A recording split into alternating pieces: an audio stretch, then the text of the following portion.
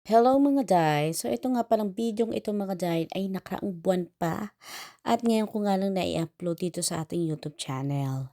So na-upload ko na nga rin ito sa aking Facebook. Ngayong araw nga pala mga day ay pupunta pala dito ang aking mga kamiga mga day, mga kapwa ko Filipino nga pala. Alam niyo ba mga day, nawala na rin ako ng trust talaga sa mga kapwa natin Filipino. Kumbaga kinatakutan ko na ba ang magkaroon ng kaibigan hanggang sa nakilala ko ang mga ka-churchmate ko. Yes mga day, nakilala ko sila sa church dahil parehas kami ng church which is Christian church. Doon talaga pinag-pray ko talaga sa ating Panginoon na sana magkaroon talaga ako ng mga kaibigan na totoo. Totoo na may malasakit, totoo na may pagmamahal sa kapwa nila Filipino. Alam niyo ba mga day, napakahirap yan hanapin dito sa ibang bansa. Alam niyo yung una diyan yung tiwala talaga mga day. Kaya tuwang-tuwa talaga ako nang matagpuan ko yung mga kaibigan kong ito. Malapit lang naman sila dito sa lugar namin. Yun nga lang mga day, kapag sasakay nga pala kayo ng bus, it takes like 1 hour talaga mga day. So ganun kahaba ang biyahe. Pero kapag naman nakakotse kayo, ay 30 minutes lamang mga day, nandun na kayo. So sa mga oras ngang yan ay ayoko ngang mainip sa paghihintay ng bus itong si Sarah, kaya nilagay ko nga at yun nga mga Jai ay, pinalaro ko muna ang ating, prinsesa. So ayan mga Jai, pinagluto ko ang aking mga kaibigan siyempre ang kanilang paboritong Bicol Express. 'Di ba tuwang-tuwa sila mga Jai, tapos pinagprito ko rin ng mga bangus, ayan. Ito si Mami Joy mga da, may isang anak din yan. Ito si Mami Trusty, wala siyang anak, pero napakabait nga nan.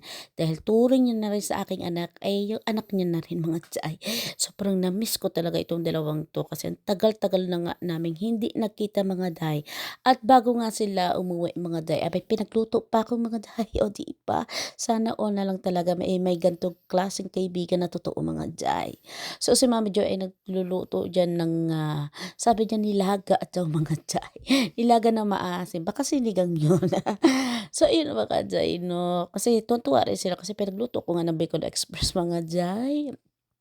At syempre hindi mawawala ang pagsha-Sharon. Siyempre, present lagi ang Sharon mga day. Sayang naman yung pagkain 'no. So pinadala ko na rin yung ibang mga natira namin. Siyempre para pag-uwi nila mga day, hindi na sila magluto kasi hapunan na rin 'yan ng pauwi na sila mga day.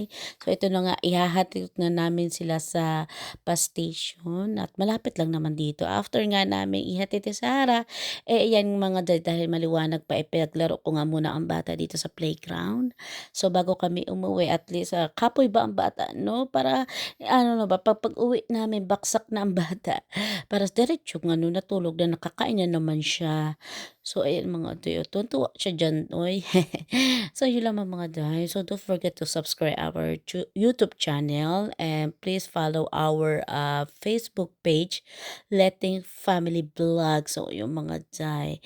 And don't forget to comment and share our videos na rin mga day para marami ba ang makapanood sa ating video at dumami pa lalo tayo mga day. So thank you so much mga langga ha.